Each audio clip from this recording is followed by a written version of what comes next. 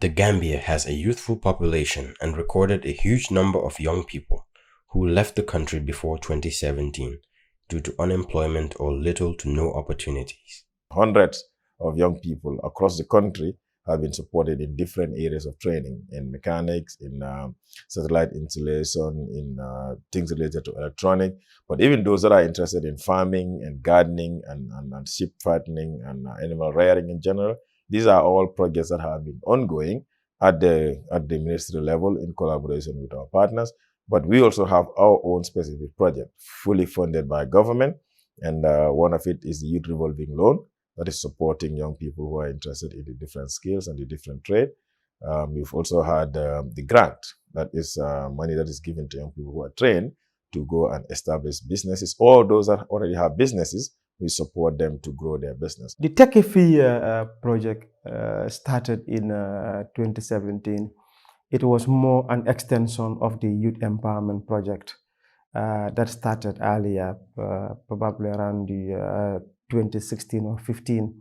So the Techifi came, basically to support further the gains that were made by the Youth Empowerment Project that was implemented by the ITC. Worked with the government of the Gambia to sort of put together the project, which was the Techifi, meaning you can make it here in the Gambia, and it was launched. It's basically meant to curb youth irregular migration, and the support spans from encouraging entrepreneurship amongst young people, provision of skills. I can say I'm already rich also, but I'm on my way towards that end. So I believe that the more I push harder and then focus on my dreams of becoming an engineer, I believe that one day I can be an engineer, and that will lead me to my success. So which means the techie fee can happen there in the Gambia. And most importantly, getting young people access to finance, be it in the form of grants or in the form of loans. And I think since its start up to date, the project has achieved quite a lot. And as young people right across the length and breadth of this country have benefited in either of these, be it training to be entrepreneurs, or on skills training, or certainly access to finance. And it has helped, take their businesses to the next level. The fact that, the project has really helped, in really bringing up or encouraging entrepreneurship amongst our young people, and is helping them stay and earn a decent living in the Gambia instead of continuing to think of, going to Europe in the hope of making it, when actually something is available in country. The role of boys as future family breadwinners results in some families pushing their teenage boys to embark on the dangerous journey to Europe in search of wealth to provide immediate support to their families.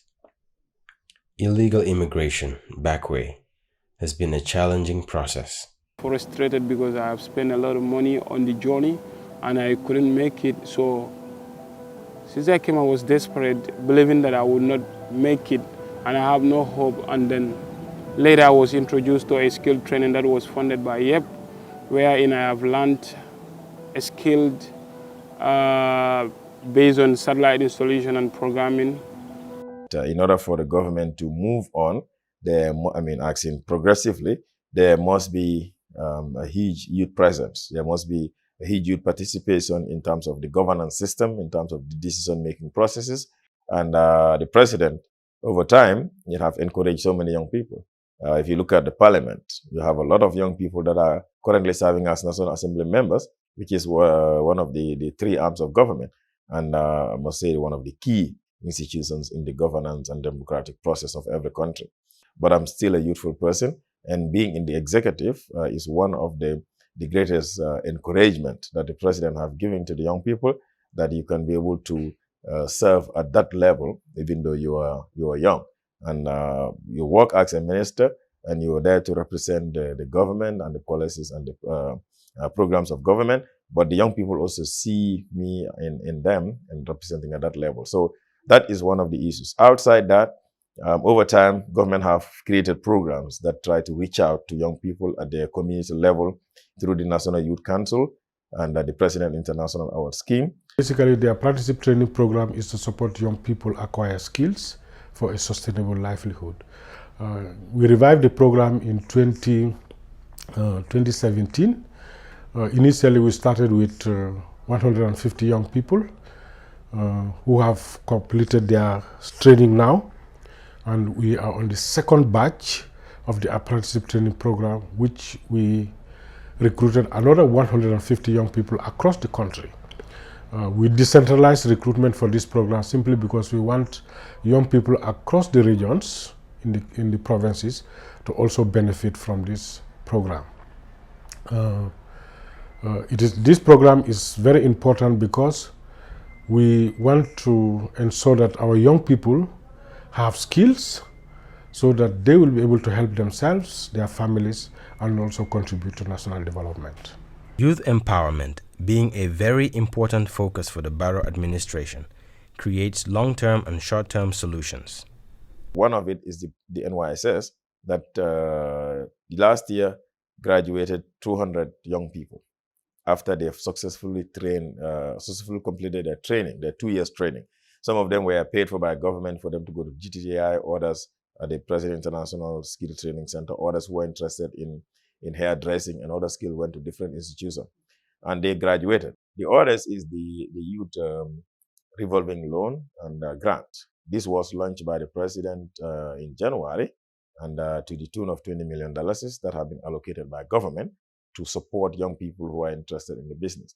And we've so far seen a lot of young people, about 21 young people that have accessed that loan, and more than about 42 that have been given the grant. And all of them are doing quite well in terms of utilizing that money to use it on improving their business. So these are achievements. But the other achievement is the young people that benefited from the Tech-IFI project. That if today you go to North Bank, you will see a number of young people that are into agriculture, that have gardens, some that are running some horticultural farms, and they're doing well, and they all came through the Tech. If you go to Kerawa Kiang in the Lower River region, you have some young women that have decided to go into gardening, and their gardens are doing very well now. So all of those things are achievements that have been registered by government, and we are proud that our young people are now coming up to take up that informal sector and not just be in it as workers, but be there as owners of those companies and those projects. To develop, you need young people. And these young people must have skills. So it is important that the NYSS is here to contribute to national development by ensuring that young people have skills that they will be able to use in order to create employment for themselves, and by extension, add to economic development of the country. Vocational training institutions were built, revived, and equipped to take more people to learn skills that will help them get a job or create one. We have done, or that gains that we have made as a council over the past years. If you look at the NDP, there is talk of having enough safe spaces for young people, what we call youth centers. And over the past years, I think the target was initially having 2 youth centers, but now, over the past years, we've been able to, bring back to life, more than 5 or so of our youth centers. Pakalinding is quite active, a youth center now. It has been renovated and fully functional. We now have, if you go to the Summer Mini Stadium, there's also another youth center, within the same LRR. You get to Janjambure with the support of the Youth Empowerment Project. We've been able to renovate the Janjambure Youth Center, and it's up and running. And through our other partners, we've been able to really improve that space. So these are meant to be safe spaces where young people can come and gather, share experience amongst themselves, but also have access to other services, that they need, including career guidance and counseling, and of course some other sporting facilities. In qualifying for the Africa Cup of Nations. Sport is one of the biggest interests of young people in the Gambia. It is a way to boost the morale of the country and its people. This has successfully led to the national team qualifying for the AFCON 2021. Building and renovating the local football leagues like Nawetan, and have supported other games like cricket, handball, volleyball, basketball, athletics, and so on. The success of these sports will be shown and mentioned. Sports, quite a number of achievements, I must say. One of it is what everybody knows, Gambia's qualification to the AFCON, the African Cup of Nations, for the first time.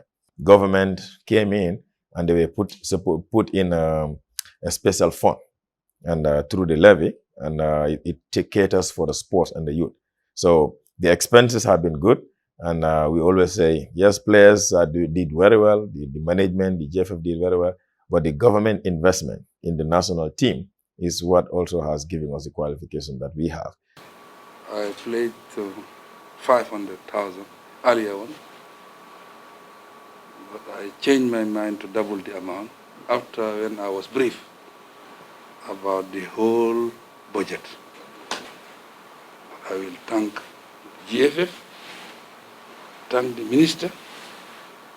Because for the first time, government spent in a national team up to the tune of $100 million over a period of 2 years during the qualifier time. This is the first time it has happened, and that has given the players moral booster, give them better conditions in terms of the hotels where they stay, in terms of their travel arrangements, up to the level of chartering special flights to take our players out.